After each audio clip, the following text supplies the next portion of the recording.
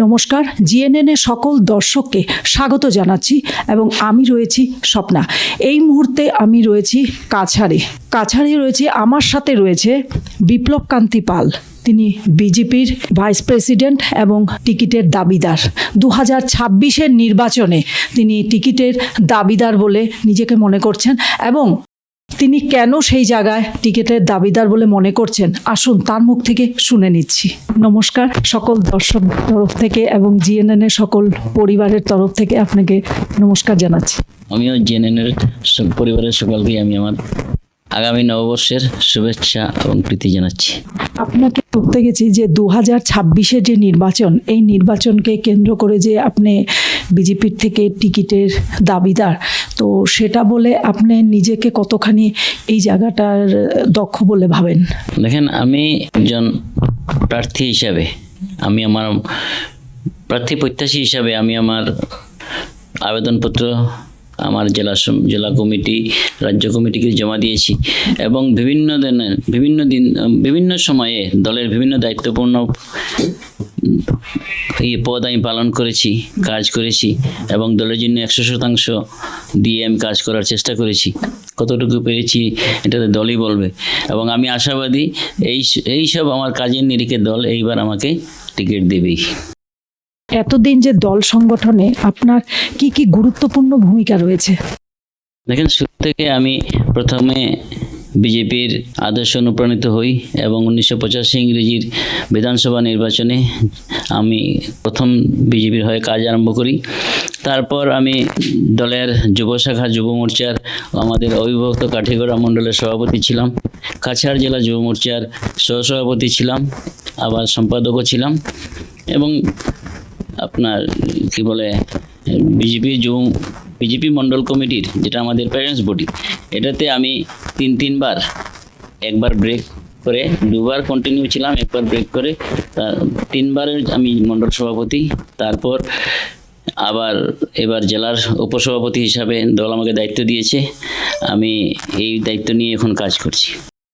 আপনি যে এলাকার হয়ে টিকিটের দাবি করছেন, সেই জায়গায় জনগণের সাথে আপনার সম্পর্কটি কেমন? জনগণের সঙ্গে আমার সম্পর্ক নিবিড়, যেহেতু আমি একজন ব্যবসায়ীও, সমাজেও বিভিন্ন সংগঠনের সঙ্গে আমি যুক্ত আছি। সেইভাবে দলমত নির্বিশেষে, জাতিভেদ নির্বিশেষে সবার সঙ্গে আমার সুমধুর সম্পর্ক রয়েছে এবং দলীয় ব্যাপারে যেটা আপনি বলছেন, দলীয় কর্মীদের সঙ্গে আমার অনেক পুরনো সম্পর্ক।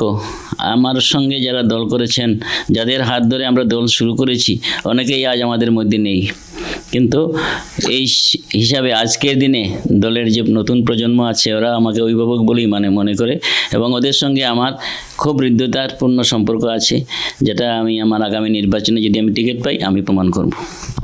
যদি টিকিট পান, এবার উন্নয়নে আপনার প্রথম 3টি অগ্রাধিকার কি হবে?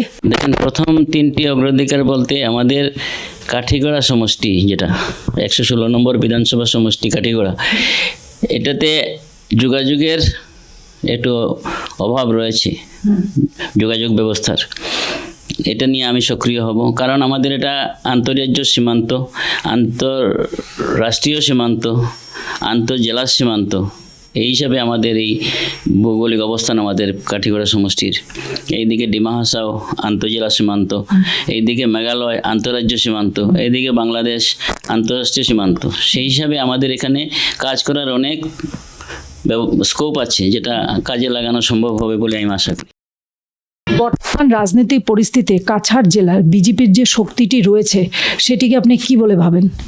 আমাদের শক্তি, কাছাড় জেলা বিজেপির একজন কার্যকর্তা হিসাবে আমি দায়িত্ব নিয়ে বলতে পারি, আমাদের বর্তমান সভাপতি রূপম শাহ দায়িত্ব নেওয়ার পর কাছাড় বিজেপি অনেক শক্তিশালী হয়েছে এবং আমরা প্রতিটি আসন, কাছাড় জেলা যে 7টি বিধানসভা সমষ্টি আছে, আমরা আশা রাখি কাঠিগড়ার বিধানসভা সমষ্টির 7টি আসনই আমরা বিজয়ী হব।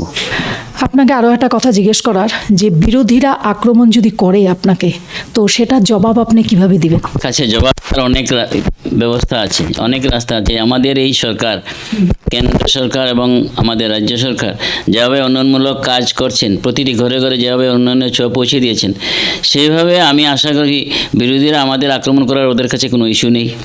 ওরা একটাই ইস্যু আছে ওদের, যেটা সাম্প্রদায়িক সুরসুরি দিয়ে ওরা হিন্দু মুসলমান রাজনীতি করে। আমি যদি আশা আশা করি যদি আমি টিকিট পাই দল আমাকে বিবেচনা করে টিকিট দেয় এবং আমি প্রার্থী হই, তবে এখানে এই সাম্প্রদায়িক সুরসুরি এখানে কাজ করবে না। প্রধানমন্ত্রী নরেন্দ্র মোদীর যে নীতি ও আদর্শ রয়েছে সেটাকে আপনি কিভাবে বাস্তবায়ন করবেন? প্রধানমন্ত্রীর নীতি আদর্শ সম্বন্ধে বলতে গেলে এটা আমি ক্ষুদ্র ব্যক্তি, আমি কি বলবো, সমস্ত বিশ্বে এটা সমাদৃত। আজকে নরেন্দ্র মোদীর আদর্শ বা নীতি যেগুলো সমস্ত বিশ্বে এটাকে একটা ফলো করছে।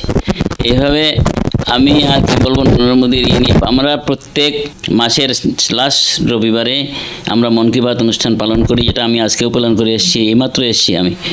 এবং এটা নিয়ে সাধারণ কর্মীদের মধ্যে যোগাযোগ এবং একটা সম্পর্কের একটা বিরাট সুযোগ আমাদের কাছে আছে, যে বুথ লেভেলের কর্মীদের সাথে যাতে আমরা ওতপ্রোতভাবে জড়িত হতে পারি, এটা একটা সুন্দর মাধ্যম বলে আমি মনে করি।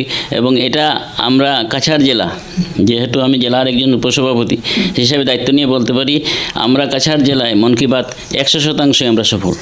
খুব সুন্দর কথা বলেছেন। আপনি টিকিট যদি পান তাহলে যুব প্রজন্মের জন্য আপনার কি কাজ পুরা করার জন্য এখনো বাকি থেকে গেছে? দেখেন, আমাদের এখানে যুব সমাজের জন্য কর্মসংস্থান সৃষ্টি করার একটা অত্যন্ত জরুরি, কারণ এখান থেকে অনেক যুবশক্তি আমাদের মধ্যে থেকে হারিয়ে যাচ্ছে। ওরা আপনার বেঙ্গালুরে, বহির্রাজ্যে যেমন বেঙ্গালুর, কেরালা, তামিলনাড়ুতে ওরা কাজের সন্ধানে যাচ্ছে এবং সামান্য পারিশ্রমিকের মাধ্যমে কাজ করছে। তার ফলে ওদের অনেক অসুবিধার সম্মুখীন হতে হয়, অনেকে অনেক দুর্ঘটনায় প্রাণও হারায়, মা বাবাকে দেখতে পারে না। তাই আমার প্রথম ইচ্ছা হলো, আজকে আমরা যদি এখানে কর্মসংস্থানের সৃষ্টি করতে পারি, তাহলে যুব সমাজকে এখানে একটা সুন্দর পরিবেশ তৈরি করে ওদেরকে কাজের ব্যবস্থা করে দিতে পারি। এই আমাদের এখানে হাওর অঞ্চল আছে, যেটাতে মৎস্য চাষ বিজ্ঞানসম্মতভাবে করার খুব উপযোগী জায়গা আছে আমাদের এখানে মৎস্যজীবী অনেক লোক হাওর অঞ্চল ছেড়ে এখন শহরমুখী হয়েছে, শিলচর গিয়ে অটো রিক্সা চালাচ্ছে, ই রিক্সা চালাচ্ছে ওরা। যদি আমরা এখানে ওদের কর্মসংস্থান দিতে পারি, ওরা এখানেই থাকবে এবং আমাদের এলাকার উন্নয়ন হবে। এছাড়াও আমাদের এখানে বড়াইল ওয়াইল্ড লাইফ সেঞ্চুরি বলে একটা অভয়ারণ্য আছে, যেটা কাগজে কলমে আছে, ইনফ্রাস্ট্রাকচার এখনও নাই এটাতে। এটা যদি পূর্ণাঙ্গ রূপ নেয় এবং একটা ফুল প্রেজেন্ট অভয়ারণ্য হয়, তবে পরোক্ষ এবং প্রত্যক্ষভাবে অনেক মানুষের কর্মসংস্থান হবে। সাধারণ মানুষের জন্য আপনার ব্যক্তিগতভাবে বার্তা কি থাকবে? দেখেন, সাধারণ মানুষের সঙ্গে ব্যক্তিগত সম্পর্ক হিসাবে ওদের কাছে বার্তা থাকবে এটাই, যদি আমাকে দল দেয়, টিকিট দেয়, এবং যেহেতু শাসক দলের আমি একজন প্রার্থী হব এবং আমাদের এই শাসক দলই আজকে বিজেপি শাসিত এনডিএ গভর্নমেন্টই আগামী বছরই তৃতীয় টার্ম পূরণ করার জন্য আসছে, এটা নিশ্চিত। সেই হিসাবে যদি শাসক দলীয় বিধায়ক হয়ে আমি নির্বাচিত হতে পারি, এবং আশা ঠাকুরের ইচ্ছা আমি হবই, যদি দল আমাকে টিকিট দেয়, তাহলে আমি এলাকার উন্নয়নের জন্য সর্বদা সচেষ্ট থাকবো এবং সবার সঙ্গে সুসম্পর্ক বজায় রাখার জন্য বিপদে আপদে ওদের সবসময় পাশে থাকবো, এই অঙ্গীকার আমি করছি। খুব সুন্দর কথা বলেছেন উনি। এই মুহূর্তে ওনার সাথে আপনারা সকলে শুনলেন, খুব সুন্দর মতামত দিয়েছেন এবং আগন্ত 2026-এর নির্বাচনের জন্য উনি পুরোভাবে তৈরি হয়ে রয়েছেন। যদি ওনাকে টিকিট তার করণীয় কাজ আছে যেগুলো উনি করবেন বলে প্রতিশ্রুতিবদ্ধ। ধন্যবাদ।